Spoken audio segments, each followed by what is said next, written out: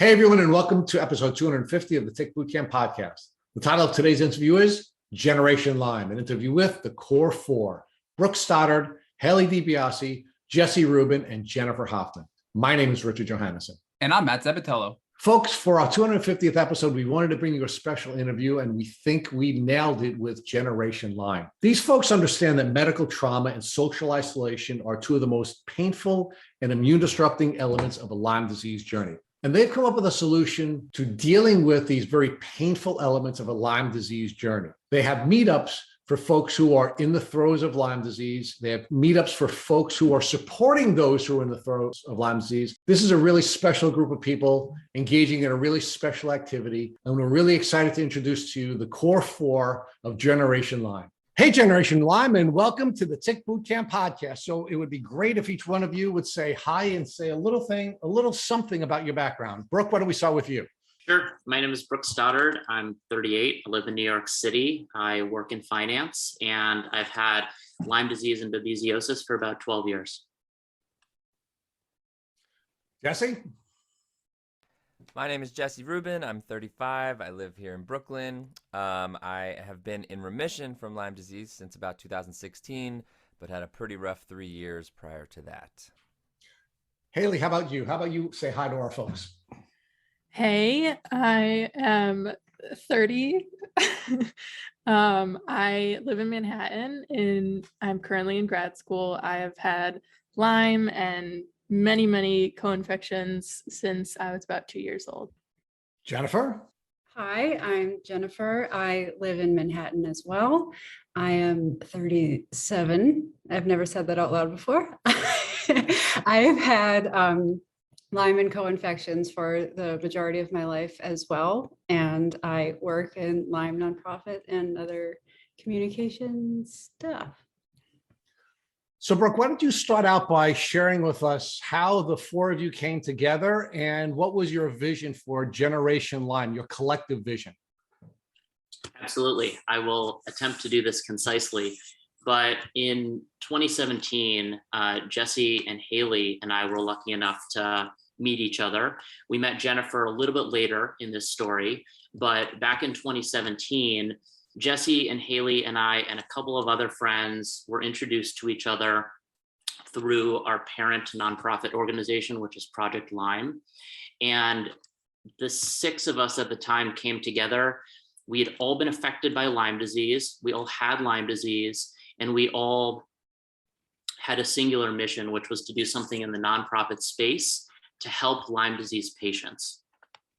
We came up with this idea that we wanted to create a community for Lyme disease patients who were young. The reason is that we were all, relatively young people. We had had Lyme disease for a long time, and we felt like we hadn't ever found a kind of like perfect, uplifting, and supportive community specifically for young people who had been affected by Lyme. And so it became our mission to create that, whatever that was. Over time, that being the mission, we had to come up with what our offerings were going to be in order to pursue that mission. And we came up with two ideas at first. One, we wanted to be a place where young people with Lyme disease could share their story if they wanted to do so publicly on a place where all young people go, which is Instagram. And to date, we've shared stories or helped share the stories of 75 really courageous people who've all been affected by Lyme, live all around the country and around the world, and have wanted to make a difference for other Lyme disease patients and their supporters by sharing their stories publicly. And we're really proud of that. The second thing that we wanted to do was to create a type of safe space, either physically or virtually, for people affected by Lyme disease and people around them, like their parents and their supporters and their coworkers and their partners. And from that idea stemmed meetups. And so for those who are listening, looking for a place to find other people affected by Lyme who just understand what they're going through, we offer at this point 5 meetups every single week. And in fact, we've led 450 meetups for about 5,000 people which was something that started out physically in cities like New York, LA, and Denver, and now happened virtually in a place where anyone can come together no matter where they live, and that's on Zoom. So Haley, talk to us about what it was like to meet Brooke and the other four people that were a part of the foundation of what's now the awesome Generation Lyme. It's always hard to follow Brooke because he is like the ultimate spokesman. Yeah, I had been introduced to these guys through a mutual friend who's actually at Project Lyme. And I had heard about them, especially Jesse, because of the songwriting. And we go to the same doctor's office, but I had heard about them for a long time just through the community. And I had always wanted to create a space for Lyme patients and people surrounding Lyme patients. I just didn't have the energy to do it myself because I was sick. So meeting these guys and them having the exact same vision I had previous, it was just like fireworks popping off. And then when Jennifer came in, it just leveled us up to the nth degree. And it's just, I mean, Generation Lyme is now this huge community.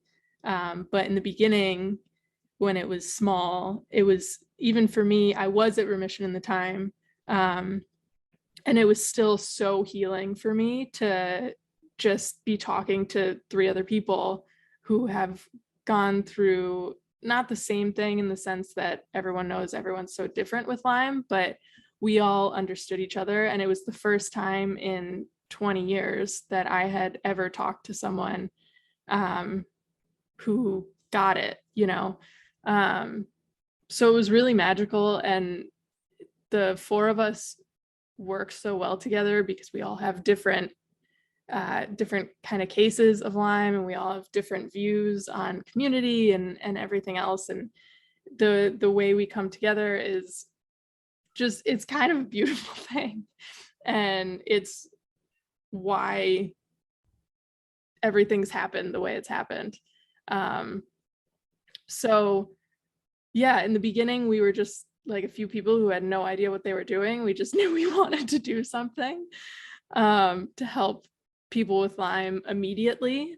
And then really when Jennifer came in, we kind of got more focused and really were able to up our social media, and she's our social media genius, by the way. But yeah, we were really able to take our humble, gym in-person meetings in Hell's Kitchen to the Zoom we have now.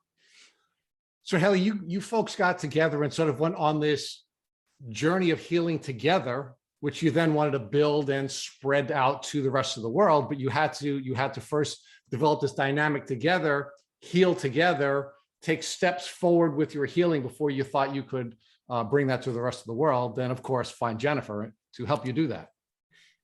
Yeah, in a way, I think it all just kind of happened naturally. We were all people who have been through this crazy disease enough where we wanted to help others because there's just such a lack. And then I think just through that common goal, I'll speak for myself. I was able to kind of heal parts of my own soul, just being validated, and now with our community too. Like, some of our community are very close friends of mine. And it's been a really healing experience for me, for sure. So Jesse, talk to us about what this meant for you. Why did you join up with this group? And talk to us about how, prior to Jennifer arriving to the scene, how this was a healing experience for you, and what portions of this healing experience you wanted to bring to the rest of the Lyme world. Yeah, I mean, it was really exciting at the beginning. I mean, it's still really exciting, but it was really exciting because we just had this blank canvas of what do we want to do. And I remember some of our first calls and some of our first meetings where we were really passionate and had no idea what to do with that enthusiasm. And so for me, one of the biggest moments of my life, not just when I was really, really sick, but I got invited to a dinner through somebody at my doctor's office, and I was like 2.5 hours late because my parents wanted me to go to some weird doctor in Pennsylvania who was a giant waste of time and told me he knew exactly what was wrong and exactly what I needed to do to fix it. And of course, he didn't know what he was talking about. And it was freezing cold in New York City. And I remember I had, 1,000 layers on, and I walked into this apartment and there were like 8 or 9 other young people there that were around my age.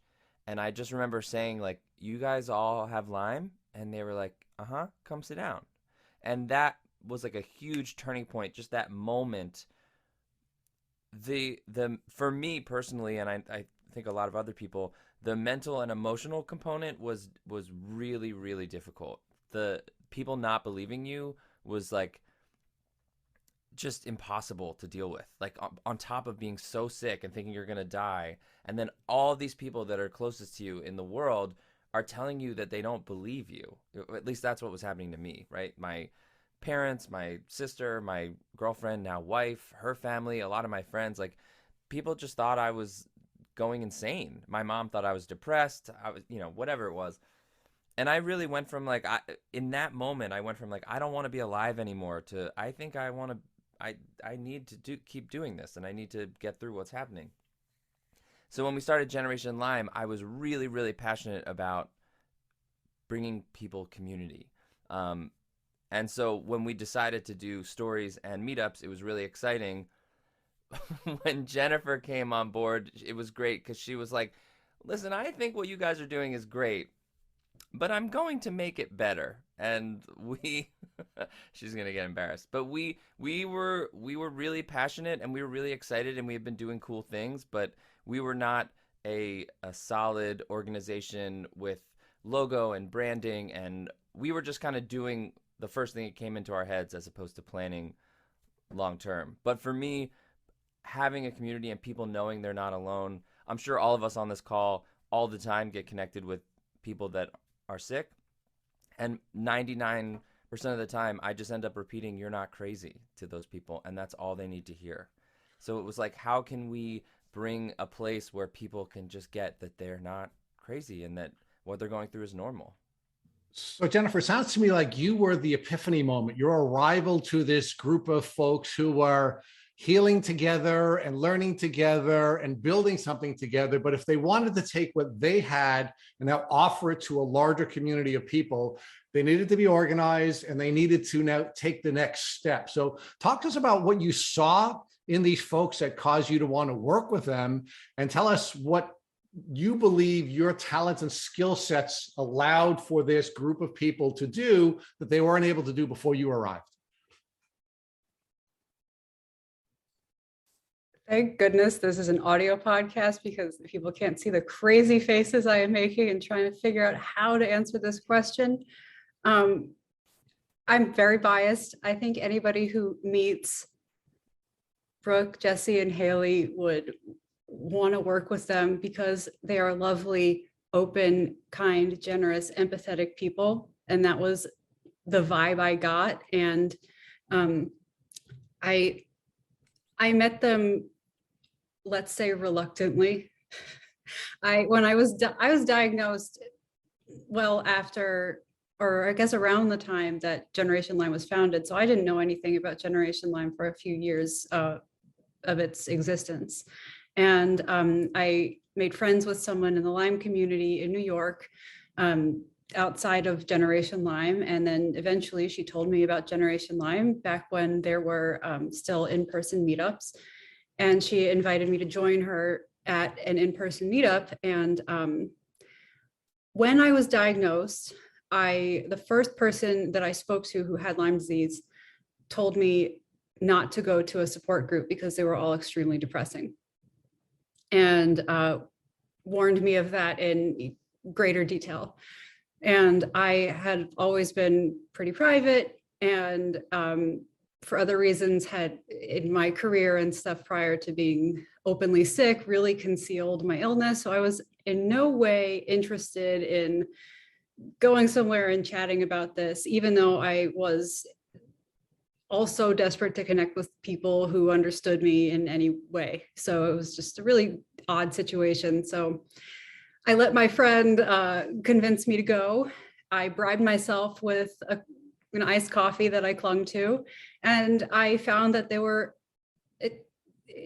was an epiphany moment for me. And it's crucial for me to mention that, because I was very uncomfortable with talking. I had also somewhat recently had a series of significant brain injuries and was just relearning how to express myself, and wasn't all that great at it.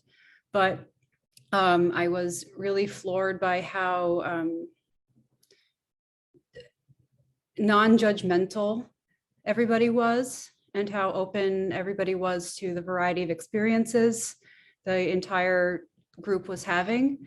And and so that changed my mind. And it was also a really uplifting place. It wasn't depressing at all. And people wanted to connect, and people had a good time and looked forward to being there. And that was a really that was an epiphany for me, as I said. And I think it might have been the second meetup that I attended, where I recall Brooke saying, does anyone here have ideas about how we can, what we can do with Generation Lyme? And it's just my personality, my background, I don't know. And I was like, yes. And I was so excited because as we all experience, if we've had this disease for any length of time, or any degree of severity whatsoever, it's horrible to feel stalled by it.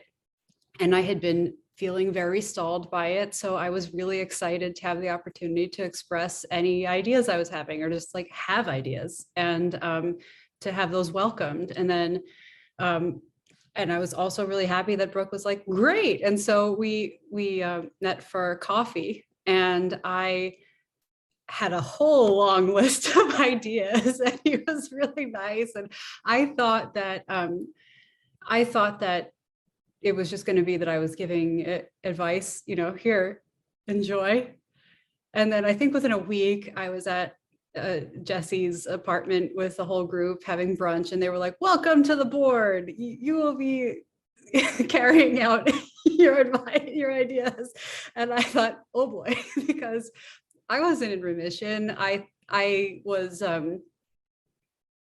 but I was nervous about my ability to complete the tasks, but I was also really excited by what that might mean, because I needed to do something for myself and for others. And my style of coming in is like, I think I came in pretty hot, and I was like, so what is your mission statement? What are your core values? Let's do exercises to determine these things. We should have a brand identity. What do we do when, series of like every possible scenario? What is our XYZ? Let's have a website eventually. And I think at first, especially when the group was larger, we were like, what are you doing? And I was like, but I was just, it was 2020 as well. So we were all inside just trying to help out. And that's how that all started. So Brooke, let's talk a little bit more about this experience, right? So what wall had your little group run into when the good Lord sent Jennifer to you to try to help you to take the next step? Where were you guys at that time, and what walls were you trying to overcome? Sure. There's this cliche that I think about all the time in the context of our 4-person high-functioning team, which is if you want to go fast, go alone. If you want to go far, go together. And so I think of Jesse and Haley and me at first having a goal, having a mission, having enthusiasm and passion, but to some extent we were working alone. And then the together part happened when we were fortunate enough to meet Jennifer, because Jennifer came and from an outside perspective looked at what we were doing with this passion and enthusiasm and this goal. And she said, look, you can put some structure around your organization and you can go much farther. You can have a social media plan that's more modern, and you can help more people. And we really bought into that. And we tried to foster this place where someone like Jennifer could come in and do exactly what she believed in and wanted to do. And so I'll be the first person to say that when Jennifer and I had coffee, I did my best to be welcoming, but I also had a way about me. And so I was a little skeptical of some of the ideas. But as I peeled back some of the reasons for that skepticism, I realized that Jennifer was right about a lot of what she was telling us to do better and more efficiently and optimally. And as the four of us really started to discuss things and work together, Jennifer helped us break down this wall, which I would describe as we had an idea, we were sharing stories, we were experimenting with meetups, but we were only reaching a certain number of people. Jennifer helped us reach, multiples number of those people. And that's what we wanted. I mean, we want to help, just like, both of you, we want to help as many people affected by Lyme as possible. Jennifer helped show us the way. So Brooke, every team ultimately has a moment where you come together, that there is this sort of piece, there's this element of glue that needed to come together to allow everyone to be as good as they could be. And it sounds like Jennifer was that sort of missing piece. Now you have this team together, you're now working together instead of 3 or 4 or 5 people walking on these individual paths, to use your metaphor. Your team is now working together. So what's the plan? How do you guys now plan to move forward now that you finally have a cohesive team? Yeah, great question. Well, I would agree. We do have a cohesive team, and what's amazing about the four of us is we've worked together now for a couple of years, and we do we have different backgrounds and we have different skill sets and sometimes different philosophies. And when we come together as a team and talk through the optimal way to achieve our goal as Generation Lyme, usually with enough time, we can come to a really solid team-based decision. And I love that about us. And I think it's really efficient. What do we want to do going forward? I mean, frankly, I think we're really happy with what we've been able to provide Lyme disease patients to date. But what I also love about the four of us is I think we're all in this for a really long time. And so we have some runway to figure out how to keep contributing to Lyme patients and their communities over time. Let me interrupt for 1 second. I'm really asking you to look back at the moment where now the four of you have come together. Jennifer now is the glue. And what were you planning to do at that moment? Not what you are looking to do moving forward, which we'll talk about a little bit later in the podcast. But at that moment, when you come together and you now have your team, what is the vision that you four have moving forward at that moment? Sure. One of the visions back then, although this could be answered in a couple of ways, but one of the visions was we want to offer as many meetups on as many days during the calendar year as possible. Now, there are other services and assets that we've sort of developed under the Generation Lyme umbrella in addition to meetups. But that was a very clear goal of ours back then when this glue was coming together and we were really solidifying the team. Let's just say back then, we were figuring out the transition from physical in-person meetups to Zoom meetups. And we were probably offering 1 or 2 meetups every week. But we wanted to get to a place where we were offering 3, 4, 5 meetups per week. By the way, in the future, we'd love to offer 7 meetups per week. And we also wanted to offer different types of meetups. Back then, we offered one type of meetup. It was just a general meetup where anyone affected by Lyme could meet other people affected by Lyme who would get them and make them feel less alone. Today, thanks to this cohesive team, we actually offer 13 different types of meetups for a variety of different groups of people who have been affected by Lyme as well. So Brooke, we're going to get into the really cool things that you're doing today, and we're going to get into them in great detail. But before we go there, I just want to focus on something that I think is really unique about Generation Lyme and the four of you. And it's the fact that you are a community within a community, meaning the four of you bring unique skills to the table. And Rich and you guys kind of talked about this already, but I want to focus on each of you individually quickly and what you bring to the table that makes you so unique to provide a safe place for people to come and get a healing environment to help them on their healing journey. So I'd like to start with Haley. Yeah, so Haley, basically you have a very unique background and you have a lot of specialized skills that other people don't have. I mean, again, you're studying for Oriental medicine to get your master's. You're a certified health coach and you've had the experience of dealing with Lyme as a child. So you have childhood Lyme experience, which is unique for many people. And you've reached remission, you relapsed because of COVID, and now you're working on healing yourself again. So all of those things that you've gone through in life have helped you be, I think, better at serving the community through Generation Lyme. So talk to us about how your personal experiences make you better at serving the community at large. Yeah, so I'm all over the place, like you said. There's a lot going on in my history. But yeah, I mean, I wasn't diagnosed until 2010 when I was 18. So until 18, I was sick. I had pain and, I was basically a poster child, but like everyone, it was brushed off to other things.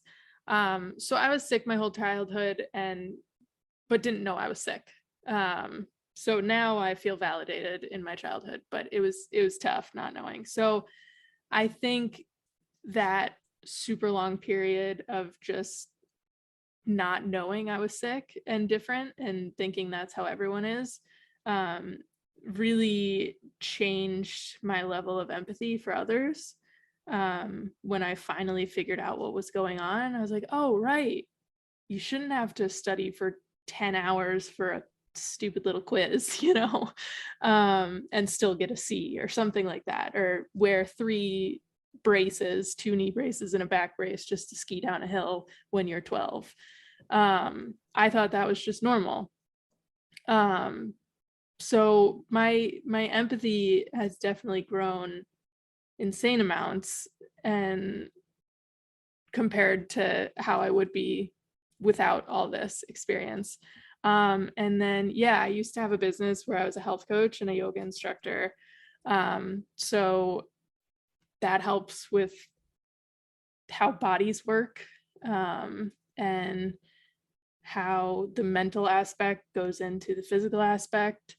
And I'm really big on that. And that's another thing about, sorry, Jennifer, to bring you up again, but her remission or bust idea is something that I've struggled with my whole life because I'm a very stubborn person and I have ideals like we all do. And especially the past couple of years, I did relapse because of mold and COVID at the same time. And it was really tough. And I actually got some backlash that I was sick again. And I kind of lost my identity for a while. And before I relapsed a year and a half ago, let's say, I thought I was really good at helping people and I thought I knew a ton, but this is actually the 3rd relapse that I've had. But it really woke me up on a lot of levels. And it kind of coincided with Jennifer's podcast with you guys with the remission or bust thing. And that was at the same time where I kind of lost my identity of like, I'm supposed to be helping people and I'm like a light for them. And now all of a sudden I'm back being bedridden and in a horrible place. And it was really tough. But honestly, this community, the 3 other people on this call and the Generation Lyme community in general helped me so much. It was such a game changer comparatively to when I was in undergrad years. I wasn't in college because I had to drop out, but I was completely bedridden for about 5 years. And I had no community then. So it was just me and my cat at the time. And my parents. I'm very lucky to have supportive parents. And resources that come with it. But as far as a community and people who got it, I just didn't have it. And I think that desperation and awareness that, wow, if I had someone to say, you're not crazy, like Jesse said earlier, or anything along the way, you know, I wouldn't have been as suicidal as I was. I would have had more hope. I would have, you know, been more thankful that I was even there. I wasn't supposed to make it through. So honestly, just the community members have taught me more than my past history. I know I have all these certifications and degrees or whatnot, and now I'm in school to become an acupuncturist because it's fascinating medicine, and it helped me a lot in my healing journey. But really, it's been the Lyme community who's taught me everything. Really, I mean, obviously not everything, but the majority of what I know and how I approach people and my life on a day-to-day basis, it comes from the community. So Haley, I think you hit on a key part here where not only are we helping the community, but they're helping us as well. So when you had your relapse, they gave back to you and contributed to your healing. And now you're doing much better because of being an active part of that community. And for the record, I mean, Rich shared it, but I want to share it as well personally, that Jennifer was one of my favorite podcast guests, and she has helped me significantly on my own healing journey as well. So Jennifer, we are huge fans of you, as much as Rich was kind of prodding, because, you know, Rich and I do disagree at times as well. So there's never as seamless as a path to success when it comes to groups like yours as people might think on the outside, is what Rich was trying to point out there, I think. So, but on that note, I want to pivot to Jesse next, because Jesse, you have, I mean, a really great background as well. So, you know, you're a singer-songwriter. You were so sick that you took, I mean, in your bio on your Gen Lyme website, you talk about how you took every single drug and supplement on the planet, right? You got really sick pretty aggressively, and then you reached remission. And I mean, have a really, again, you have over 40 million streams on your music, right, that you have out there. But we know that the success of Gen Lyme didn't come easily. And you talked about when you first started trying to collaborate with other Lyme groups, and these Lyme groups really don't want to work together. They have their egos. So you're out there with a singular purpose. And you mentioned that you want to be the best at one thing, not good at a lot of things. And to do that, you have to be able to collaborate with other groups to be successful. So how did you overcome the obstacle of other groups not necessarily embracing you as much as you wanted when you first started out? Yeah, I think part of it was we just wanted to be Switzerland, right? Like, we really want to be able to work with everybody. One of the things that we want to try and do is really form and again, this is all Jennifer, but is really like form a coalition of Lyme group. I know, I'm sorry, I'm going to keep giving you credit for all your good ideas. It doesn't help it doesn't help sick people when these groups are fighting. So whatever personal stuff they have going on about ego and money, and, you know, it's a lot like it's someday there's going to be some book written about all this stuff, and it's going to be really nuts because there's like money and pride and a lot of wealth and all this stuff. And at the end of the day, like, the question that we keep asking ourselves is like, does any of this actually help the people that are sick? And I think we have a unique perspective because, you know, when there are groups that are trying to raise money for research, which is awesome, and we desperately, desperately need it, but we are in the trenches with these people every week. Like, we are with them on a day-to-day basis. We can see how much they're suffering. You know, when, like, I've spoken to like mothers in the Midwest who don't have health insurance, and the only thing they can do for their sick child is pray because they don't know what else to do, right? Like, my wife jokes that like chronic illness follows me everywhere. But before COVID, when we could do stuff, like every Uber driver I had, every person who sat next to me on an airplane, I was chronically ill and probably had Lyme. You know, like, I talk about my experience at every single show. I talk about it in every interview because I wouldn't be here if a friend of a friend of a friend of a friend of a friend hadn't called me at 1 a.m. on a Friday night and was like, "Hey, somebody told me about you. I think you might have Lyme." And I was like, "What?" Click. End of conversation. Saved my life. This random guy, right? So I want to keep providing that for as many people as possible. we kind of just operate outside of the rest of those groups. We're associated with Project Lyme. They've been incredibly helpful to us, but we are our own organization. We are pretty much autonomous. We get to decide what we do and how we spend our time, which is why we could invent a holiday for Lyme patients and then just do it, because we don't have to ask permission from anybody, which is really helpful. At the same time, I work with other groups as well. I run the New York City Marathon every year for Global Lyme Alliance. I really love a lot of the things that they're doing and a lot of the work that they're doing.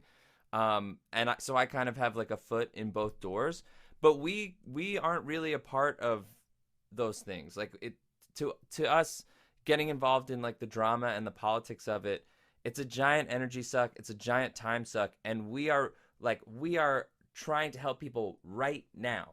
And that's how, like, the research and stuff will come eventually. And I mean, I hope, but in the meantime, like, it was like, how can we help people this second? And I mean, I'm sure, I don't know, but like, if you have, but you know, one of the first things we did was we organized a photo shoot. So we got as many Lyme patients as possible together in a studio in New York.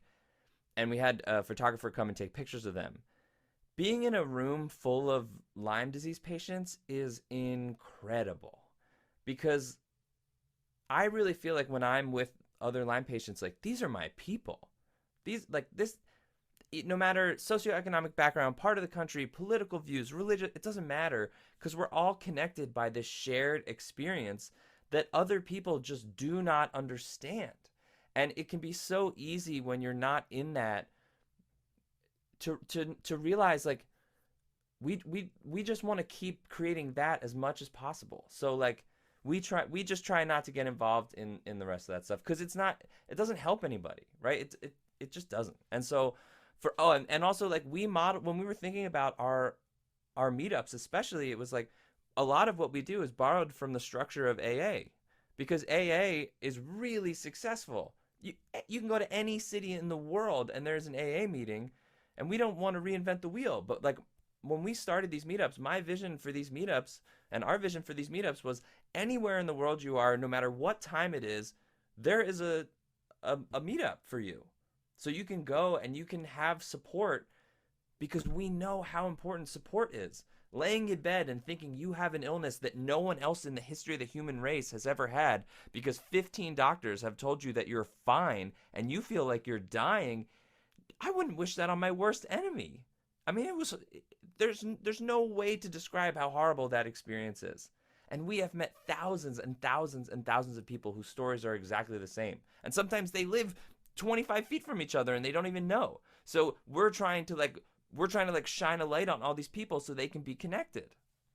I could talk about this all day. I'm sorry. Jesse, we couldn't agree more. And I think this is the unspoken part of the Lyme community. When you start to form these groups to help, you start to realize the politics, the special interests, the egos that go into running these groups. And it becomes difficult to collaborate and work together as a team, which makes our job harder to raise awareness and ultimately influence change. And I think that's the ugly side of this piece that many people on the outside don't really see as often as we do. So thank you for explaining that so well, so people can understand what's going on. And you guys are the perfect group to show that you don't get in the middle of that and you just want to help people, genuinely want to help people. So thank you for that, all of you from Generation Lyme. And, we did talk a lot about Jennifer's background, and Jennifer is super talented and brings so much to the table to Gen Lyme. But I do want to now go over to Brooke, because Brooke, I mean, you are a genius, right? I mean, you are just a flat out genius. So you have an MBA in finance and management from Wharton. You have your BA in history from Princeton. And, you've just have gone through so much in your Lyme journey and have made such progress. But I think beyond all that, the most special thing about you is your kindness. And the title of our podcast episode, which is Kindness Personified, from when we interviewed you, Brooke. And I think that particular asset that you bring to the table is what makes your meetups so unique. So now, specifically talking about your virtual meetups that you run today, and again, you're doing 5 per week, you have a great community. I believe that your kindness and your attitudes collectively are what make you more successful than any other support group out there. And to go off of what everybody else is saying, Jennifer and Haley, that everybody's told when they get Lyme disease, avoid support groups, because they're a negative space that you're going to walk away feeling disappointed and you're not going to get a benefit out of it. You guys are the exception, and that's why you're so successful. And again, collectively, it's everything you're doing and all of your unique talents and skills that we've talked about that have brought you together to be the successful. So Brooke, talk to us about, I think you just hit over 100 meetups that you've now hosted on your own.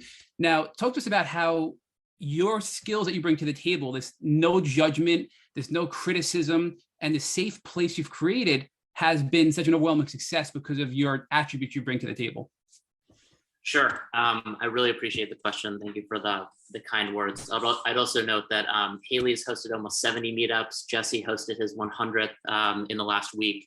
So we're all passionate and consistent. I think what's interesting is all of us have like a sense of kindness innately that I think has driven the like the sense of inclusiveness and belonging that we try so hard to have be an aspect of any of our meetups. And what that means for us is that we just want our meetups to be as welcoming as is possible. It means that they're open to anybody. It means that anybody can attend, and what we are trying to provide them in a meetup is a group of other people who are going to be non-judgmental, supportive, and uplifting, and a group of people who are going to listen to them no matter what their experience is.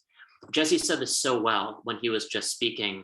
We have to be a little bit practical. We can't create a Lyme vaccine today. We can't make everyone healthy today. What we can do is host a meetup and to make it as inclusive as is possible. And it's so important. And it's a really important piece of a lot of people's journey towards better health. And that's what we try to achieve so that we can help as many people as possible who want to come to our meetups. And I think the most brilliant testimonial that's on your website that I just want to share with everybody is a community member, Gus, who we know as well, who I think is one of your biggest followers and attendees to your support group. He made the statement that he went to the first meetup looking for community and friendship, but instead he found a family and a family that's more supportive than he ever had personally. And I think that's really what you guys are all about. And that statement alone really shows how powerful your support groups are. And now circling that back for Jennifer, because Jennifer, we know, comes up with a lot of these core values. And another really powerful piece about your safe place are the 3 core values: the community, support, and belonging that you have listed on your website and that you share.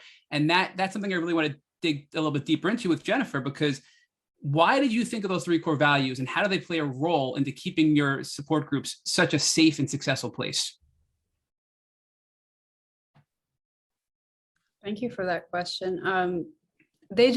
They guide us. It was actually not hard at all for us to come to a consensus about the core values, which was really exciting because I know that that's not always the case with every organization or business, but we were pretty much all on the same page, and it became a question of semantics, which synonym for example, belonging, belonging versus inclusivity when we're trying to come up with when we mean the same thing. And we should all be so lucky to have such high level problems that are barely problems at all. And because we were just lucky enough to be pretty much of the same mindset when we were establishing how we wanted to guide things, the meetups and the whole organizational vibe going forward. So it's really straightforward. We prioritize community. We prioritize bringing people together and creating a safe space. And those are the things that we prioritize, and it helps keep us on track. Those 3 things: community, support, and belonging. If something is, if we're presented with a choice and we find that it is in line with those 3 values, then we can move forward. And if we find that it is outside the realm of those things or one of them, then we usually don't. We don't. And it really helps us deliver, as Jesse has mentioned, a high level set of meetups or community generally. It helps keep us good at what we're doing, and we can really back up our actions by holding strong to those values. The belonging is about inclusivity and keeping people as safe as possible from any sort of harm, whether it's sexism, racism, harassment, etc. And we're always updating. So if something that we covered or isn't, for example, in the initial language of the meetup, we will change it. And it's part of the feedback that we like to get from our community and our hosts. The support is, we do this for support, to support the Lyme patient population, including families and loved ones, et cetera. And community is how we do it. It's what we're all about. We create a community, something that is not just, it's not just there to talk about being sick, but it's also a place to come to that's something you can look forward to, which is an extra nice thing. So Rich is going to emphasize this again in a little bit, but I just want to say, if you're listening and you're already sold that you need to attend a Generation Lyme meetup, which you do, if you're listening, you must attend a Generation Lyme meetup. You can go to their website at genlyme.com/meetups or follow them on Instagram at generation_Lyme. And we're going to be repeating that again a little bit later after we do some more myth busting about why support groups may not be good for you, especially Gen Lyme. So the next question I have, though, is for Haley. So Haley, talk to us about why you went from having these general purpose meetups like you did in person in New York City and in LA and Denver to then going to virtual, but then now breaking up your virtual meetings into specific types. So we know you have like college meetups, you have burning question meetups, you have woman meetups, you have partner meetups, parent meetups. So why did you break those down into specific subsets? And if you can give us an idea of some of the types of meetups you have that people listening may be interested in attending. Yeah, that's a great question. Our website is genlyme.org. Oh, I'm sorry, genlyme.org. genlyme.org/meetups, Haley, is that it? Yeah. Okay, thank you. Just to slip that in there. Yeah, so really the reason we stopped doing in-person meetups was COVID. COVID started. And we were absolutely loving the in-person meetups. The ones in New York City were at a gym in Hell's Kitchen, and they were amazing and usually smaller groups. And then when COVID happened, obviously our community, we absolutely did not want to put anyone at risk that didn't need to be at risk, extra risk, I should say. So we figured out this whole Zoom thing that the world is pretty familiar with now at this point. And in a weird kind of twisted way, COVID gave us a really incredible platform to get our reach even further, and get to the people who can't travel out of bed to the city to get to a meetup. Or if you're just having a bad day, you don't have to get on the train or something like that. So yeah, really the main reason we made that move was because we didn't have a choice to do in person anymore. And then we just realized it was an amazing move. So in the future, I think we would love to get back to the in-person meetups, but I don't think we'll ever get rid of the virtual meetups, because they've been such a valued resource for everyone involved. And as far as the specialized meetups, part of it is the four of us, and then a huge part of it is our hosts and our community. Like everyone else here has said, our goal is to have as many meetups as possible every day of the week. And we already see that starting. And, you know, I'm very passionate about helping the parents or families or just regular supporters surrounding the Lyme patient, because I was lucky enough to have super supportive parents, but when I was bedridden, I also saw their lives crumble around them. It wasn't just my life. You know, their friends started disappearing, the money was flying out the window for my treatments, and, you know, just everything involved. So I really, and they just, the hardest part for them was they didn't know what the heck to do with me. You know, they were doing all they could. They didn't know what to say to me a lot. And that's a theme that comes up regularly on our parents and supporters meetups, is that people just don't know what to say to the person they love who has Lyme. So that's kind of what started the parents meetup. And then now we have an incredible group of hosts who come to us and say, hey, this community is super important to me. I really want to create this specialized meetup. And that's really how it happens. They're the ones who are initiating it. We are all for it as long as it aligns with our core values, like Jennifer was talking about.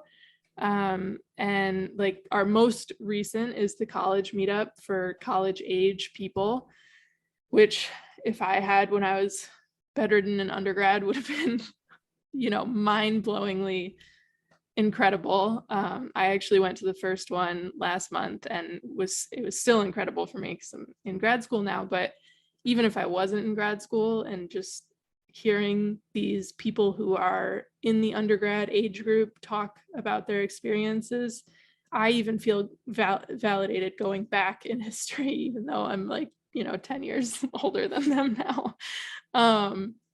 But yeah, we really have to owe that category to our hosts. They're all such incredible people, and to become a host, you have to be part of the community.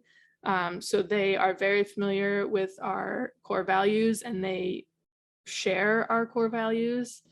And they're just as passionate and kind and incredible people, who just want to help people. So yeah, that's how those specialty meetups are made. And I think it's beautiful how you're reacting to feedback from the community and then providing a solution to it, right? So what I found most interesting about what you just said was we just recently watched The Monster Inside of Me by Tony Silva and Francis Silva, it's coming out May 20th, a movie all about Lyme disease. And one of the things Francis talks about in this movie is that Tony talks about being Francis's caretaker. And he said he needed support himself to be the best possible caretaker possible to Francis. And that in order to do that, he had to have a support network of his own. He had to have therapy. He had friends and family to support him, because it was hard for him to be a caretaker, somebody who was debilitated. So I think what you're providing with your partner meetups, your parent meetups, your supporter meetups are providing a really important missing piece in the Lyme community that can help the supporters support themselves to help people like us get to health. And that's a really important missing piece of the puzzle that many of us forget. So thank you for creating those groups and supporting the people that are loving and caring enough to be there to help us through these hard times. And my next question is for Jesse, because this is something we hear all the time. And whenever we recommend Generation Lyme, one of the things we get most often is, as you all noted, support groups are very toxic. Support groups, I walk away feeling negative. I don't gain anything out of it, and I'm working on healing physically and emotionally, and I don't want to walk away feeling emotionally drained. Jesse, how would you counter that for everybody listening who thinks this might be a good fit for them, but they've been to other groups, have had really bad experiences, and are hesitant to take a step forward to join a Generation Lyme group? What would you say to them? Yeah, well, first of all, like, I get why those support groups are not always great. Like, you have people that have been suffering for so long, they're not going to be happy about it, you know? And I think we all understand that. It's just a matter of our meetups are designed, everything we do is very intentional. The language we use, we spend a lot of time on it. We have like a manual for our hosts. Like, every line of that manual has been gone over several times. We really care, and we really want to make sure that people realize that we care. And I think we also don't really give people an opportunity to be really negative, right? Like, everyone gets to share. We have different kinds of meetups, but for our topic meetups, people get to share uninterrupted. They get a small amount of time, 2 or 3 minutes maximum. And I think people realize just listening to other people have the same experience as them, at least for me, was so relieving and was so deeply helpful. So I think even if people show up in not a great place, just hearing the other sharing can really take a lot of that sting out of it, at least in the short term. But I also just think the people that come, I mean, we were definitely worried about that when we started. Like, how can we avoid turning into these other meetups? And it's really just been the people that have come. Like, we've had a couple incidences where it hasn't gone great, but 99.9% of the time, our meetups are. I am always so happy and honored to have been there, and that people are so generous and so open and so vulnerable because they're so desperate to say these things to people that understand. Like, I would try and share with the people in my life when I was sick, and they would just look at me like I had three heads. So to be able to say, like, here's what's happening with me today. I'm experiencing this. I'm pissed about this. I hate this. I don't, but, and people, like, you can see everyone's, like, you can see people nodding, and you can see people understanding, and you can see people supporting each other. It's just really special, I don't begrudge those other meetups. People are trying to do whatever they can, and there are so many people suffering, and we know that.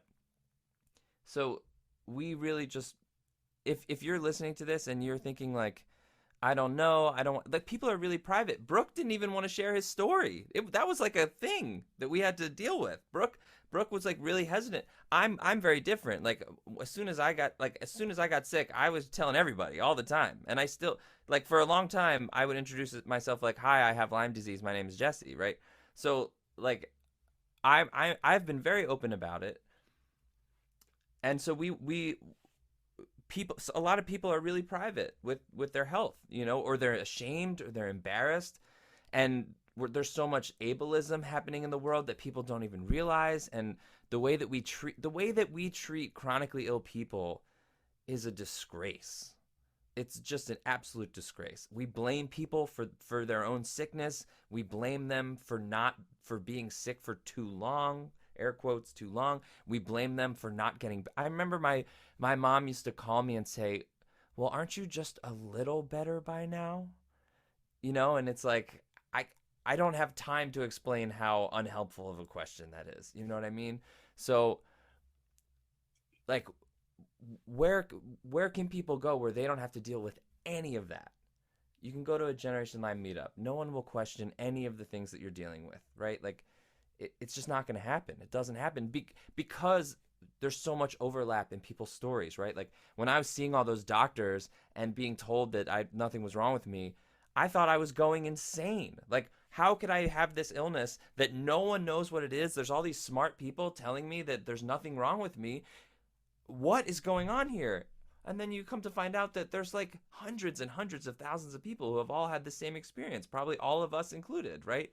So the, like, relief, you can, like, see sometimes people come to the first meetup, they're like really nervous and anxious, and just listening to people's stories, like, you can see the relief on their faces. You could see the change happen. And so I know it's scary to do new things, but if you're somebody who is listening to this and you don't, especially if you don't have a support system, just come. Our meetups, we have spent a lot of time making sure our meetups are as inclusive as possible. You don't have to speak if you don't want to. You don't have to have your camera on. You can be as sick as you are. You can just have it in the background and you can just listen. And there are people that just listen every week. There are people who we have spent that I've spent hundreds of hours with. I've never seen their faces.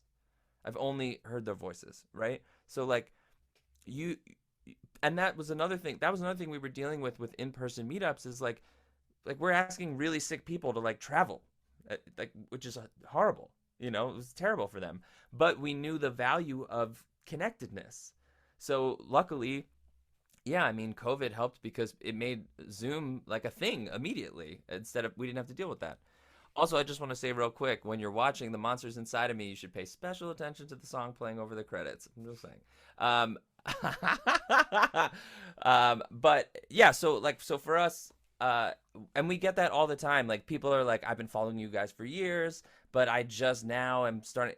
And people are always so relieved that they came because you can't deal with this by yourself. You just can't, So Jesse, Rich has a name for me that I'm not comfortable sharing on the air as far as what I am when it comes to going to Lyme groups. So I have probably gone to, well, I can tell you, I've gone to every single Lyme group I'm aware of at least once. And what we like so much about you guys is that, you know, and Brooke talked about this a little bit offline with us, that practice makes perfect. And the more consistency you have, the more you show up, the better you are. And you guys by far are the best at running a Lyme support group.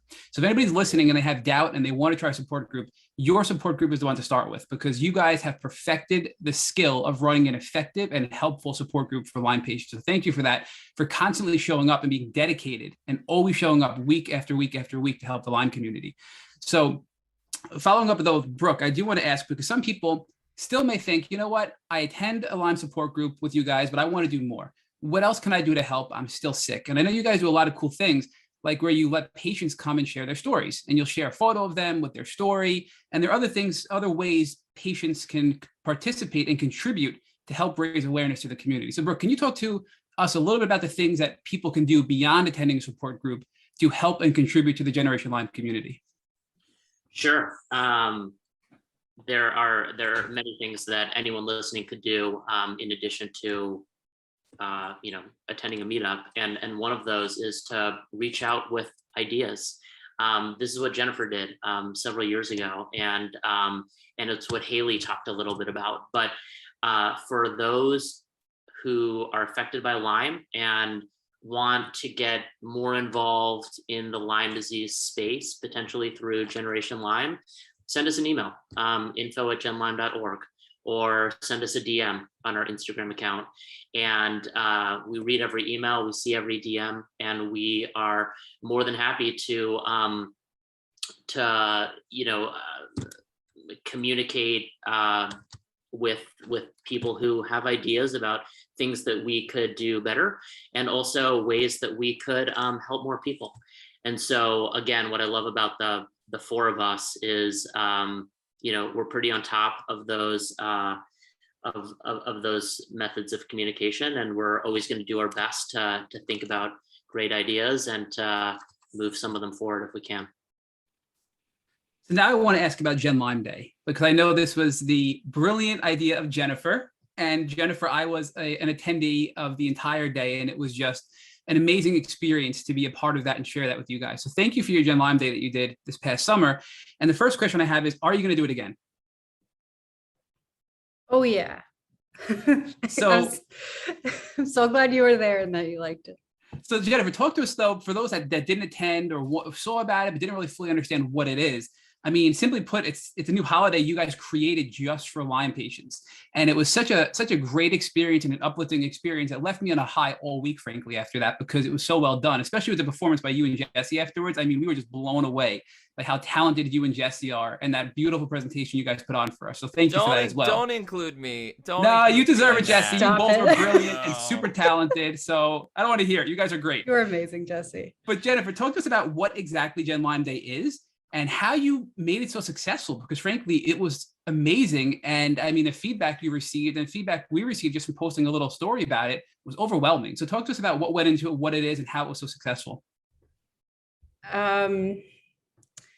That was okay. Let's go back a little bit. So we we had a holiday party in the wintertime last year, our first holiday party, and that was that came out of so we have this community. We're creating new meetups because people want to be seen. We're trying to amplify people's voices in ways that make them feel safe, seen, heard, etc., and give them a space to feel like this is the thing that I care about, and I can talk about what I want to talk about here. So we have everything from the parents meetup to what Jesse put in the chat is the pet meetup that people wanted to talk about the support animals. And that's relevant because people got excited about these things. So when it came around holiday time, we thought about how can we serve our community, and we elevated our services a little bit to start offering holiday cards. And then we thought, we can have a party. We can do it over Zoom, and that's going to be a new thing that we do. But holidays are hard. They can be really hard generally. They're crazy hard for people who are ill. And we're in the middle of this crazy COVID situation. Let's do this. And it was really successful. It was really fun. So around 6-ish months later, summertime, we thought, well, we should do something again. What can it be? And we thought about another event, and that just morphed into, let's make it a holiday. And we have a great name to turn into a holiday, because yes, Generation Lyme is the name of our group.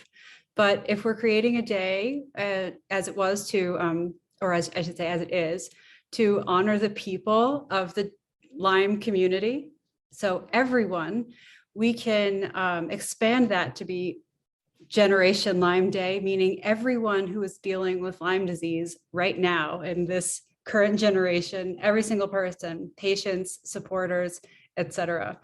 And it's meant to include everybody.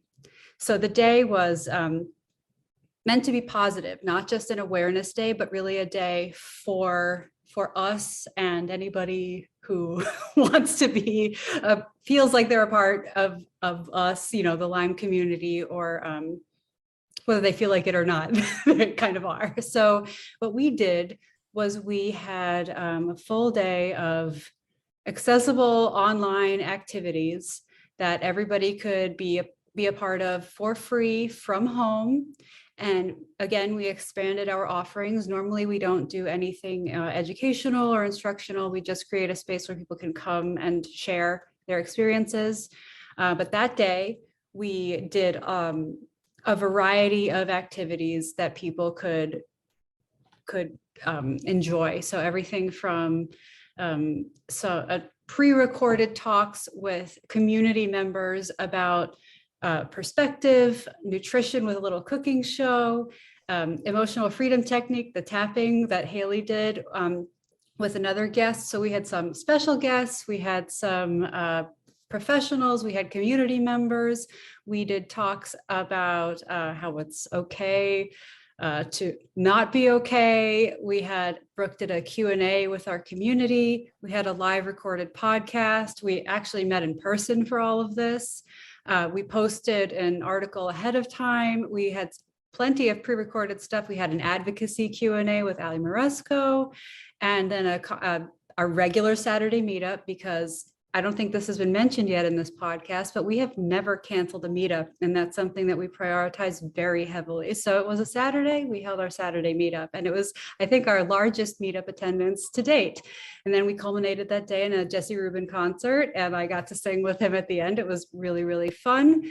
And what we also did for people who might not be there live viewing it in the moment, we created some printouts that people could either print and write on or complete online digitally.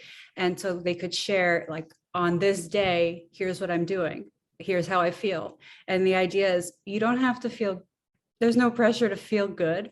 There's no pressure to feel any way. You don't have to be active today. It's not like, as we all know and talk about, our symptoms don't go away because it's a holiday. Our symptoms don't go away because we have plans. And this day, it's Gen Lyme Day. It's worse. We're talking about Lyme disease. Of course, they're not going away today, but we want to focus on you for who you are and celebrate you for who you are, exactly where you are.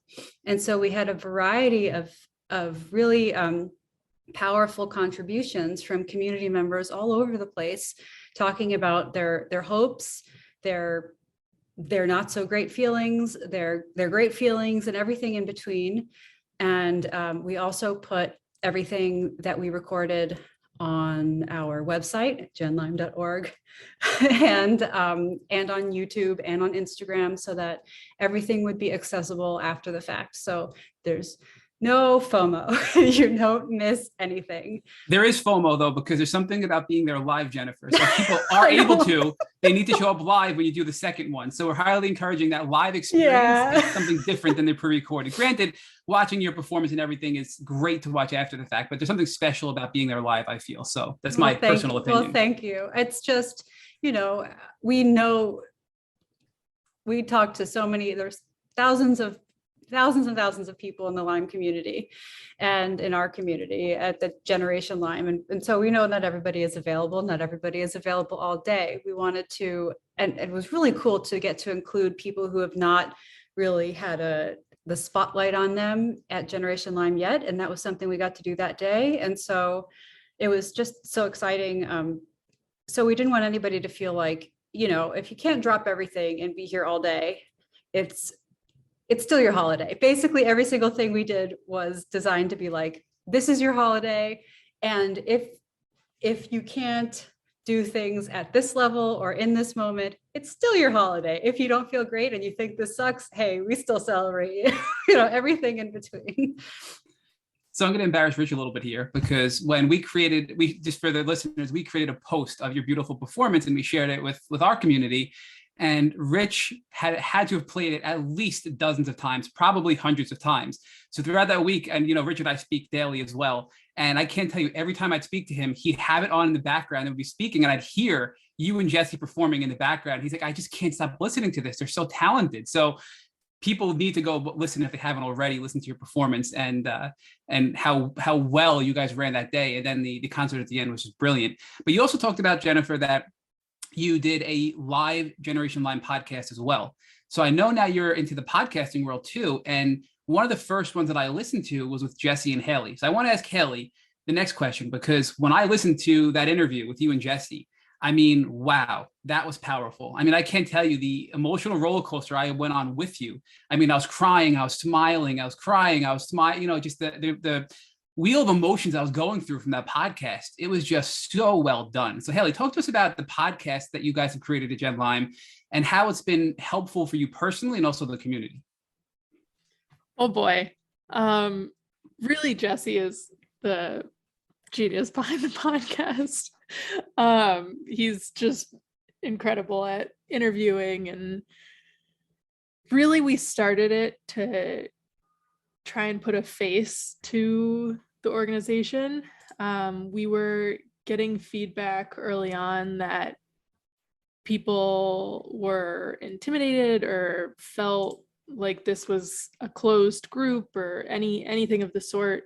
And we just wanted to say, like, hey, this is the 4 board members. We've been through Lyme just like you have.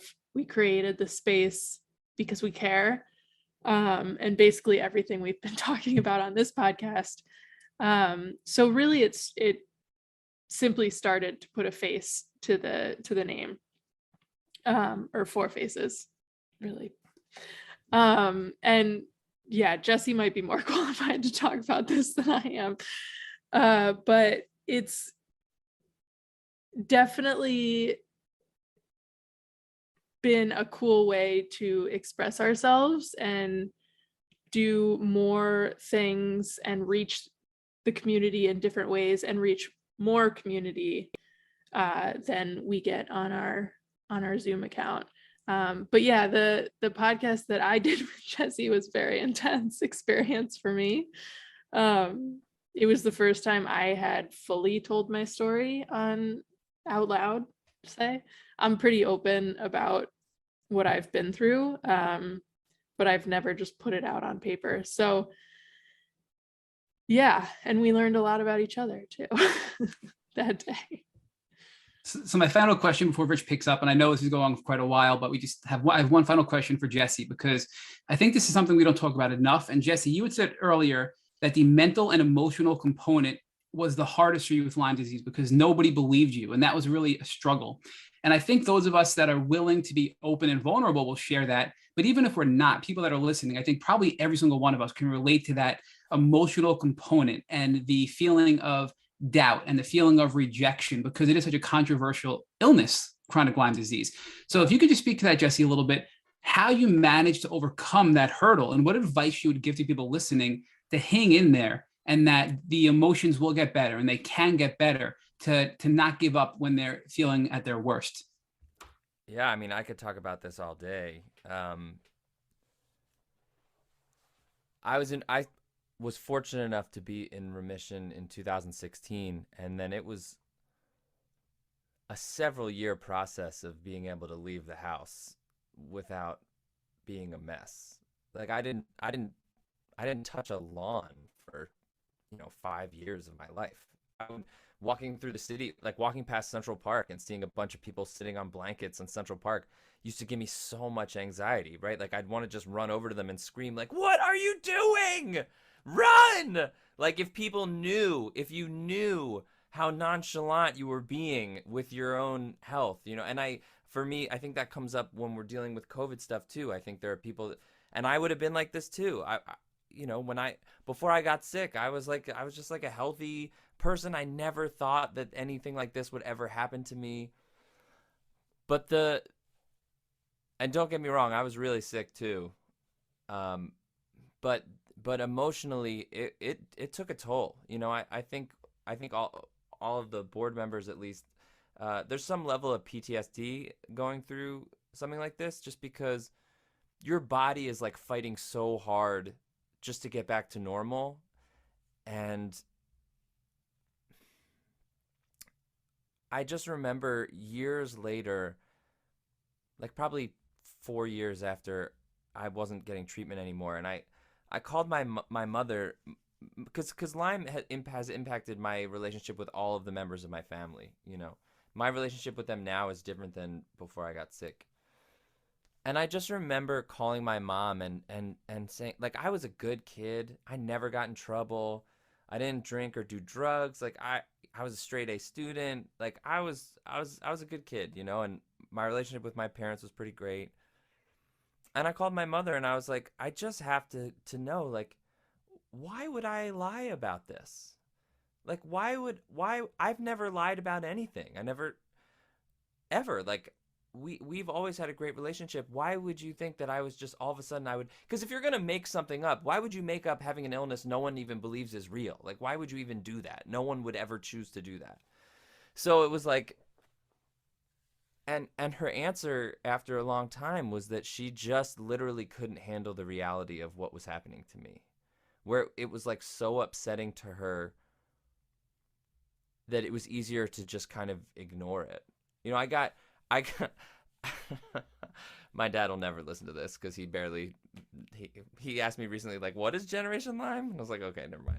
But I got an award from Global Lyme Alliance a couple years ago, which was really wonderful. And to her credit, my mother introduced me and acknowledged that she had not been very supportive, and that was really tough for her.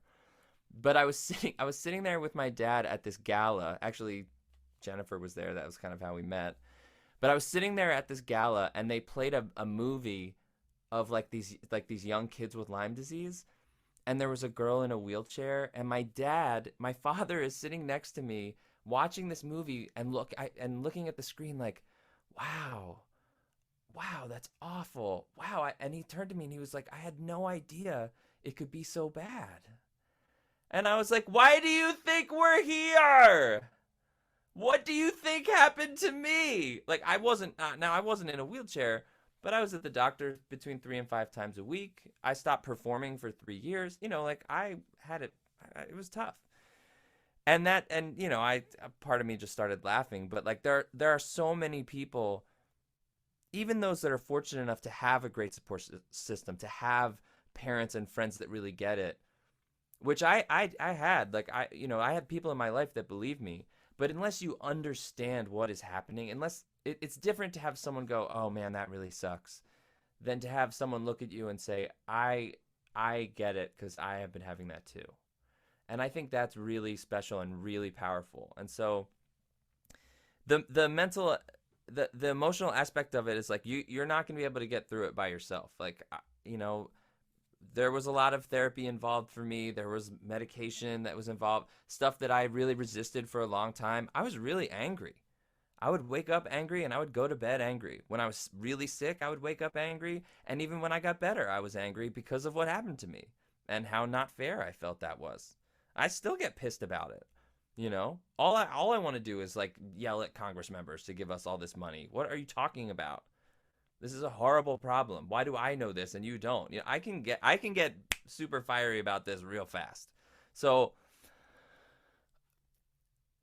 we know how horrible it can be, and we know how difficult it can be. And if you're listening to this and you've gotten this far in the podcast, like, yeah, we're here. We're not going anywhere. We've had meetups on holidays and during crises and New Year's Day and Christmas and Thanksgiving and in the winter, in the summer. Like, we're not going anywhere. We're just not. We're here until this is no longer an issue and we're not needed anymore.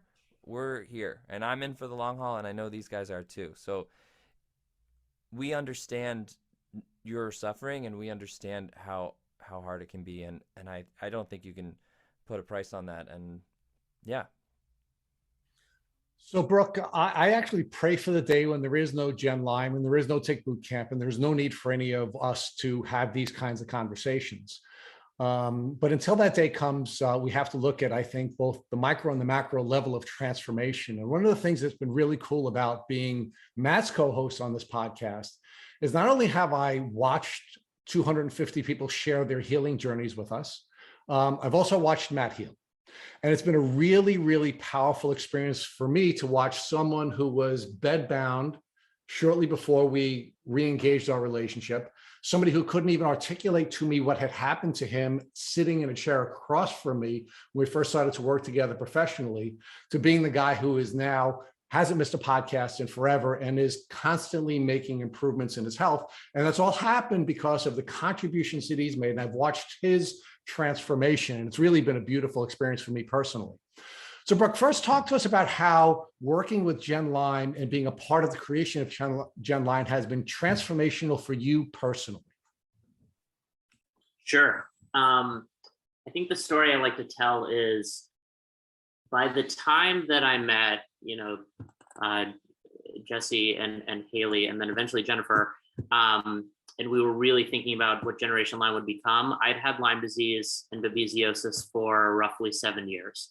And frankly, I thought I was an expert on Lyme disease and babesiosis at that point. Not arrogantly, but just I'd lived it for that long. I'd read all the research. I knew all the nonprofits that were sort of playing in this space. I just thought I knew everything that could be known, frankly. And then we started these meetups. And so part of the growth for me is realizing and hearing from, the 5,000 people who have come to our meetups that there is so much about Lyme disease and co-infections that I don't know. And there might be some themes in everyone's Lyme or co-infection story that resonate over time. But by going to a meetup, every single time I go to a meetup and I hear 10 people share their story or their perspective on how they're doing with Lyme that day, I learned something new. And I learned something new about how we might be able to help people with Lyme disease and those who are affected by Lyme. And the amount of, I think, growth opportunities that I've come to realize in that space is frankly kind of staggering. So one of the epiphanies for me was, I thought that 7 years of living Lyme disease and babesiosis was enough to make me understand everything about those conditions. And it really wasn't, because on every level, my symptoms are different from those of other people. The treatments that have worked for me are different. The physical or emotional or mental things that I've struggled with in my own health journey have been different than those in other people. And so it's been really eye-opening to just go to these meetups and listen, and to realize that, sure, I've had one particular experience, but it's actually a little bit similar, but a lot different from the experiences of others. And there's just so much we can do to help people. So, Haley, talk to us about how this has been personally transformational for you and how your healing journey has been aided by your participation in the Gen Lyme organization. Oh boy, how much time do you have? Well, I'd love to start out with the transformation of other people. So I'm in school right now for a health field, right? I'm in school for acupuncture. I've dedicated my life to helping others because that's just what fills me up and what having Lyme has done to what I want to do in my life. But I actually randomly ran into someone from our community the other day, who we haven't seen since our in-person meetups in 2017, which seems like a lifetime ago now. And I legitimately didn't recognize her at first because she wasn't using mobility aids. She was standing up tall. Her voice was even louder than it used to be. And it was just a complete transformation. And thankfully someone else said her name and I was like, oh my goodness, that is you. So we caught up a little, and just seeing the transformation of people in our community over the years, like Rich, how you were saying about Matt, you know, these meetups have been going on for long enough now where we've seen people go from having zero energy and just being on these calls with their camera off and their mic off and maybe in the chat a little bit just because they're so tired and they don't even have the energy to speak, to some of those people being our hosts that you see hosting these meetups now, because they're passionate about it and have the energy now. So just seeing that happen and knowing this group has made a difference in other people's lives has, you know, like I touched on in the beginning, it's healed me so much mentally. And I'm really big in the mind, body, spirit world just because of my background and the experience I've had. And you know, for my personal journey, I can, you know, I'm not currently in remission, but I was, and I am better currently now than I was when I was technically in remission, because my mind and my body are both healing. Whereas when I was in remission, you know, I did every possible thing in the world to heal my body, and I had Lyme under control, and you know, muscle function was better, and I was back in society. But I had been so traumatized and just depleted and ground down, whittled down to, you know, whatever you want to call it, just from my experiences with people and not being heard and going through this illness and not knowing if you're going to live day to day, you know, that does something to you mentally. And you get to the point, or at least I got to the point where I just didn't even know how to be in society anymore. And, you know, I said before, I'm very lucky to have incredible parents that I have, but you know, similar to everyone with chronic Lyme, the rest of the world didn't believe me. And the trauma that I have from losing, you know, going to sleep one night and the next day I have no friends, no school, no career that I thought I had, it messed me up, to put it simply. And the past few years in my personal life, I've made a big point on therapy and working on mental health and coming back from all this crap we all have to deal with. But really just seeing what community has brought to our community members and just talking to these guys all the time. Like Jesse said, I talk to the three of these guys more than I talk to anyone else. But I forget who mentioned it earlier. It's my people, you know, and with these meetups, you go into the meetup and you can take a deep breath. And I legitimately hadn't taken a deep breath until we started doing these meetups, where you just go into the room, everyone is like, there's just this unsaid understanding of like, you've been through hell and I get it. And it's just such a specific type of struggle that the world doesn't get. So just being in a room with people and seeing them improve or not improve or whatever, just being able to sit there and take a deep breath and say what's on your mind, and other people say, dude, me too. Like, you know, I get chills just talking about it. And like Jesse said, I could talk about this for days. You're giving us chills too while you talk about it. Yeah, but for me, it's been a mental transformation, mental health really transformation. It's just being around people who get it makes all the difference in the world.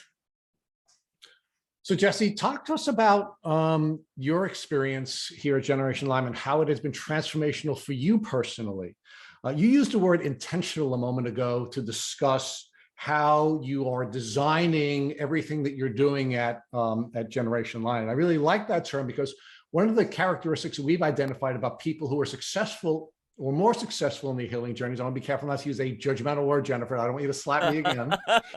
People who seem to have more success with this is people who are intentional. I didn't fully appreciate that until Matt and I were asked to do some videos for IGenics. We did an IGenics takeover, and I didn't realize how much my life has become more intentional as a result of meeting folks like you. So talk to us about how the kid who did everything right, the geek who never did anything wrong, you know, the perfect child has now gone through his own transformation in order to be able to be the, you know, the person who is healed the way you have. Yeah, I mean, in some ways, it's a little different for me because I'm not actively in treatment. And there's stuff that comes along with that where I feel like I should be taking on more of a responsibility, or I feel like, you know, when I'm in meetups, I'm worried that someone's going to think I'm a fraud, or like I don't belong there or something. But really, it's been amazing for me to see people need to know that there can be a light at the end of the tunnel, and I think my experience of not having symptoms for a long time gives a lot of people hope. One of the things that I love about the work that we do is that there's not a ton of opportunities in life to like speak something into existence, and like we get to go like, well, like what if we just had a holiday just 'cause? And then we literally get to just do it. And then, and the work that goes into it is one thing, but after the fact and getting literally the exact feedback that we were hoping that people would have is really rewarding, you know? So for me, it's a sacrifice, right? Like I've hosted 100 meetups. That's 100 Wednesday nights that that my wife and I don't get to spend together. We've been speaking on the phone weekly since 2017.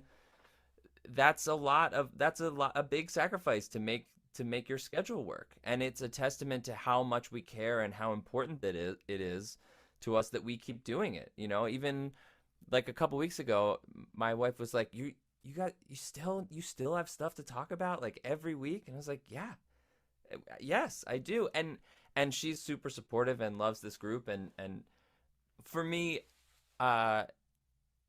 5 years ago, I was really angry, and it was really raw, and I was very passionate, but I didn't know what to do with all of that passion, and I just wanted to kick down doors and, you know, scream at people. And now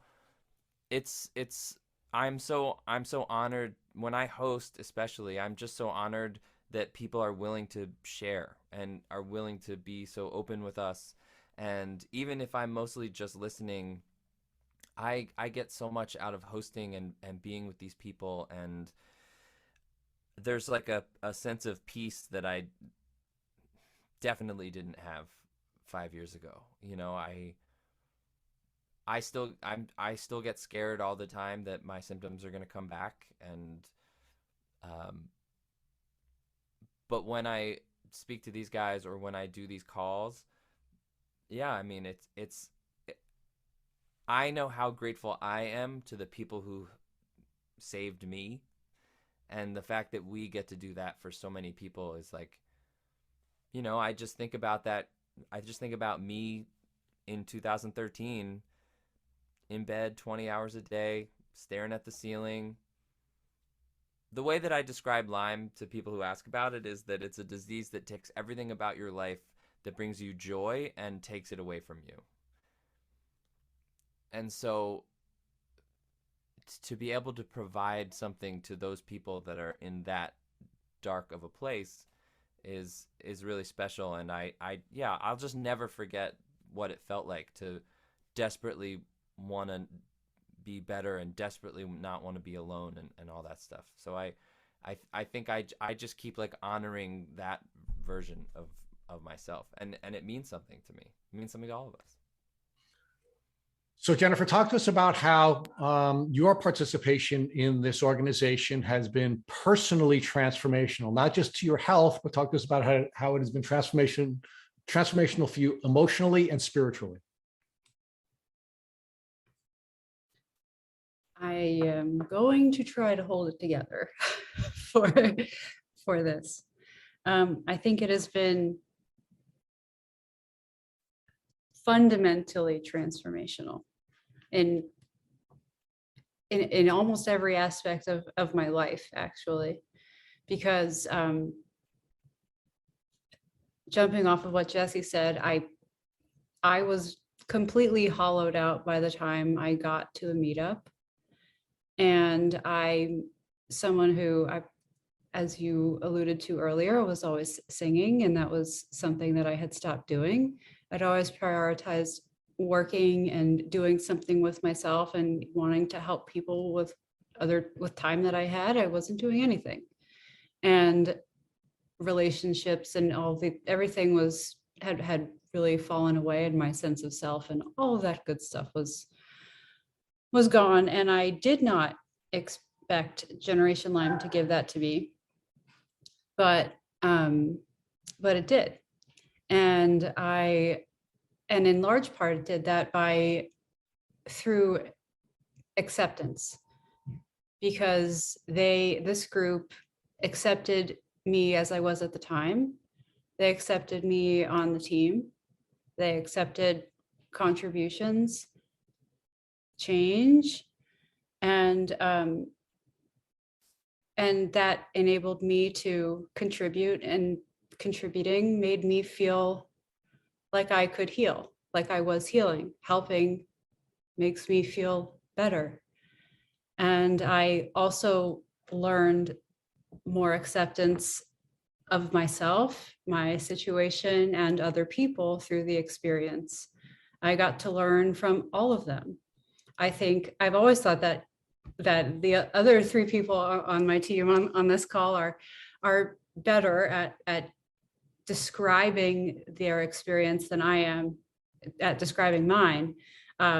They're more experienced at it, but still I've learned so much from them via their compassion and empathy and vulnerability, because I was not ever interested in being or appearing vulnerable.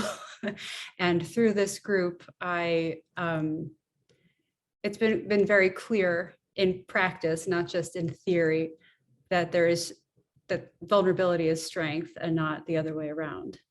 And during my time with this group, when you asked about Gen Lyme Day, they accepted I had a lot of energy, but we were doing that like a wild amount of energy, and they let me just go with it.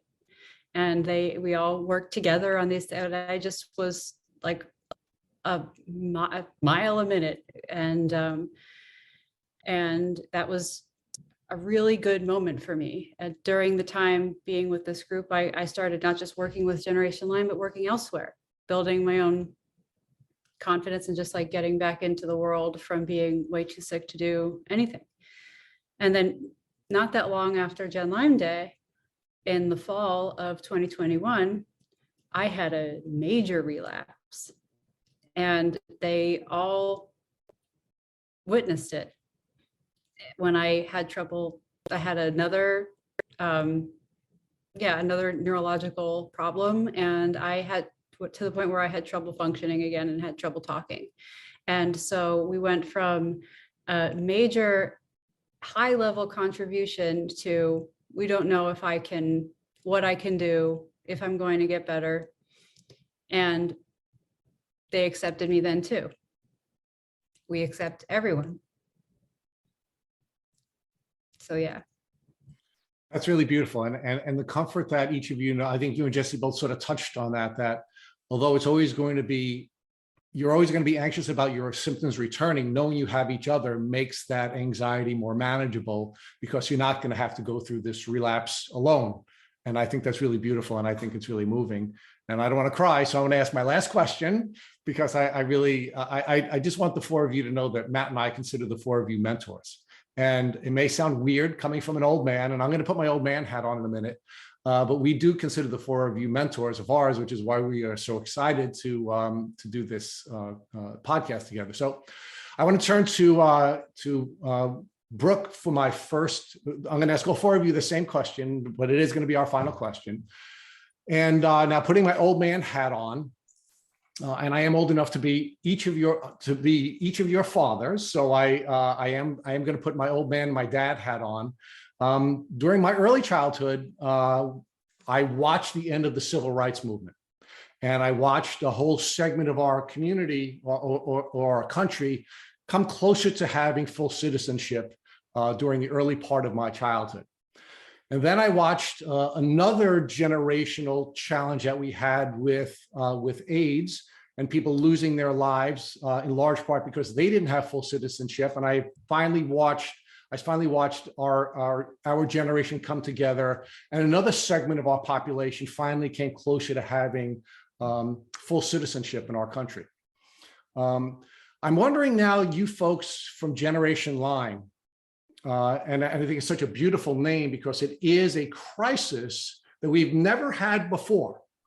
We've never had a Lyme disease crisis, despite all the arguments that Lyme disease has existed for millions of years, and they found it in carbon millions of years ago and all of that. It's never been what it is now, right? You are the Generation Lyme. What are you all, or what do you all think the positive turn of events are going to be, and who is going to gain full citizenship that does not have full citizenship now as a result of this? And I'm asking this question because I don't know if I'm going to be here for that. I'm 58, and the full citizenship and the transformation that's going to take place in our society as a result of this Lyme crisis, I may not be here for it. So I'm really interested in the four of you sharing with me where you think this is going to go and who and what is going to change in our society as a result of Generation Lyme. Okay, big question. Well, look, I'm a glass half full person, so I'm going to be a little bit optimistic with this answer, but I think within 5 years, the country will recognize Lyme disease as like a major health crisis, and most people at that point will be on board understanding or having a better understanding of the severity of Lyme and the number of people who are affected by it. That comment is specific to the United States, but I think to some extent global awareness will be better then too. And here's the evidence that I have for that. I just think more and more people are sharing their stories openly. They're doing it on your podcast. They're doing it on our Instagram account. Our meetups are safe and private spaces, so those are not public sharing of stories, but we're at a point where Instagram and YouTube and Twitter have helped a lot of people who maybe 10 years ago would have been very private with their Lyme story come forward and make an impact and explain publicly how they've been affected by Lyme and how their partners and parents and coworkers and friends have been affected by their having Lyme disease. So it's just more out there in the public sphere. And I truly believe that the humanization of these Lyme disease stories and people being comfortable sharing them publicly is what creates the sea change and leads to more funding of Lyme disease research at the public and private level, and gets some pretty difficult situations to change course, meaning I think over time but slowly the medical community will come to an appreciation of how severe Lyme disease is for the hundreds of thousands, if not statistically millions of Americans who struggle with this very difficult and often chronic illness. So Haley, give us your thoughts on the societal transformation that may be triggered by Generation Lyme. Yeah, this is a really big question, like Brooke said. Your dad is supposed to ask you really big questions. He does all the time. Yeah, so I've been officially in the Lyme world for 12 years now. And just in those 12 years, I've seen a huge difference. We obviously still have an incredibly far way to go. But the difference in the community and everything that comes with chronic Lyme now compared to 12 years ago shows me that there's definitely hope for the future. I think one of the really cool things I've witnessed just being able to talk to so many people through Generation Lyme. Before Generation Lyme, I was talking to new people to the Lyme world, say, almost once a week. I just, where I'm from, I had just become known as the Lyme girl, and anyone with questions came to me or my mom. So since becoming part of Generation Lyme and seeing mass amounts of people, more than I did before, I've never seen this intense fight in people. And I think it's really changed. You hear stronger together all the time. And I think with this world of Zoom and social media, we're coming together now. Before, it was hard to find other people with Lyme disease. So many people have it, but you don't know where to find it. Now with meetups that we host and everything that we have now, that's the internet's basically. We're finally able to come together and combine forces. When you're chronically ill, it's so hard to do something about it other than just focus on saving your own life. When you're in bed 20 to 24 hours a day and taking 100 supplements and 20 different antibiotics, the last thing you need to be doing is calling Congress or writing letters to your representatives. But when you have a whole community, you can rally off each other, similar to, what the four of us do on a day-to-day basis, just with our organization. Like when I was not feeling great, Jennifer, Brooke, and Jesse kind of took the slack that I was creating, and we trade off when we need to, which is incredible. You see that now in the Lyme community, and with like these call-ins that are happening, people are like, well, I can't do it today, so you do it today, I'll do it tomorrow. And we also have things like Advocacy Express, making it so much easier for Lyme patients to write in to congressmen. I've always wanted to do that stuff, and I've just never had the mental capacity.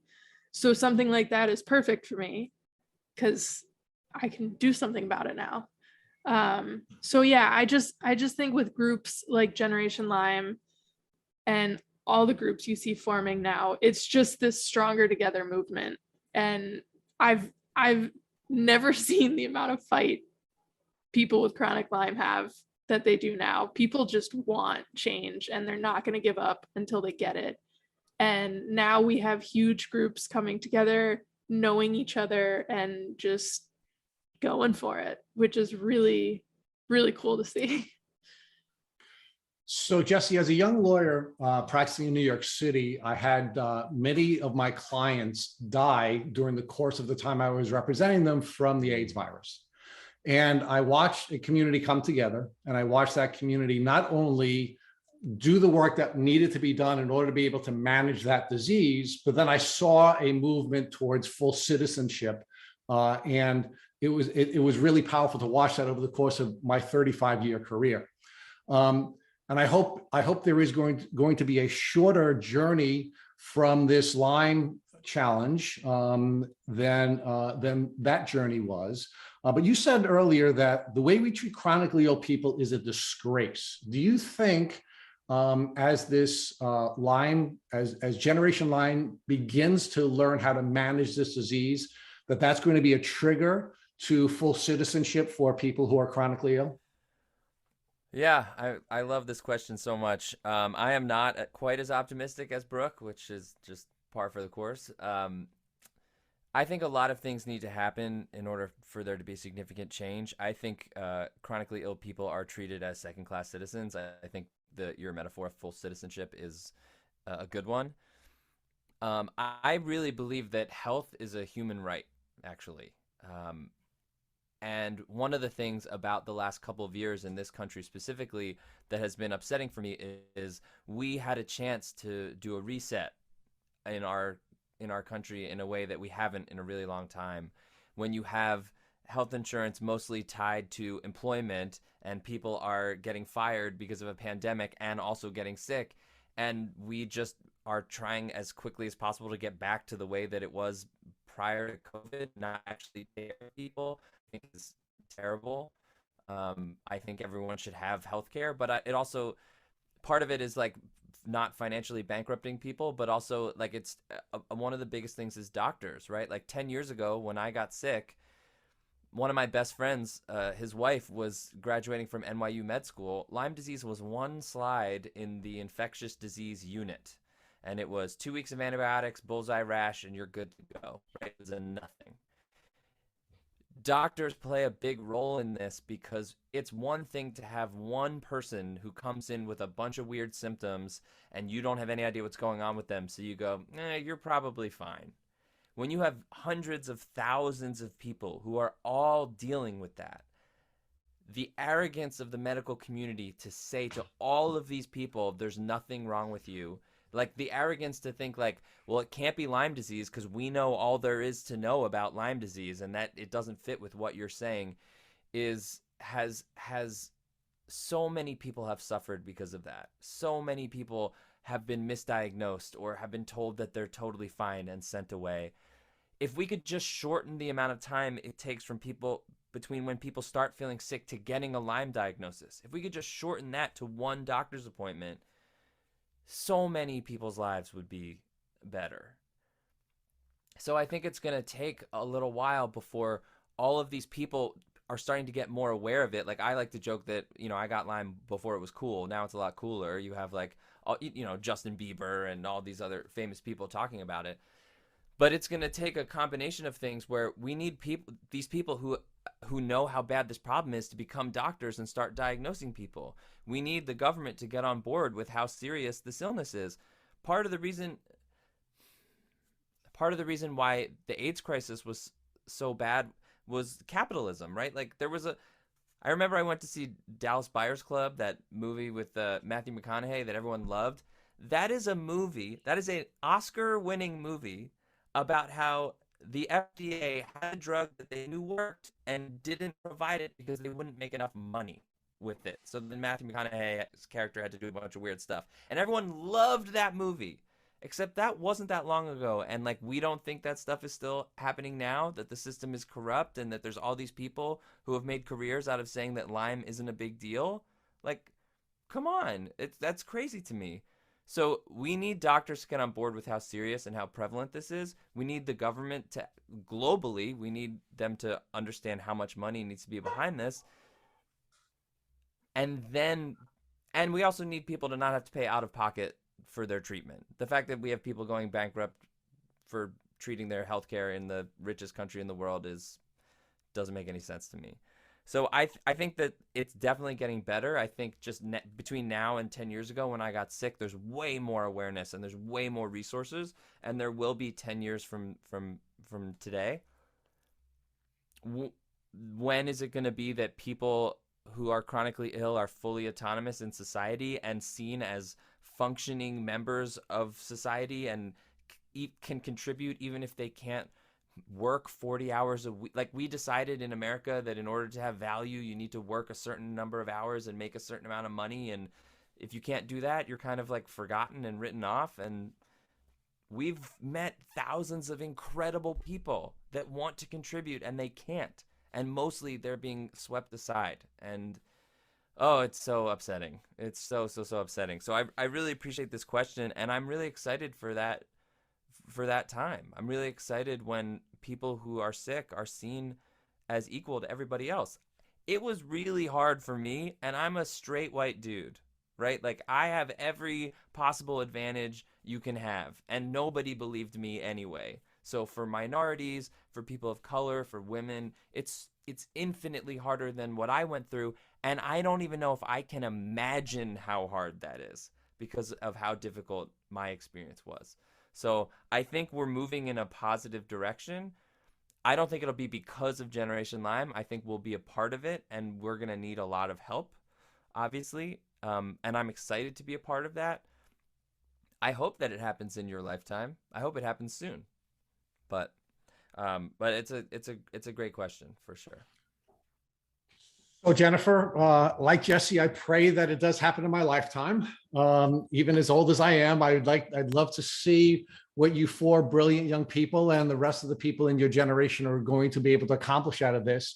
Is it going to be an awakening about poisoning our environment and the impact that that's having on our society? Is it going to be the recognition that we are creating classes of people which require us to segment groups within an organization like Generation Lyme and recognize that we need to change so that doesn't exist anymore? Or is it just going to be a simple recognition of this of this problem and the proper training of doctors and the required changes in the medical system? I'm wondering what your perspective is as the last of our four mentors on this podcast.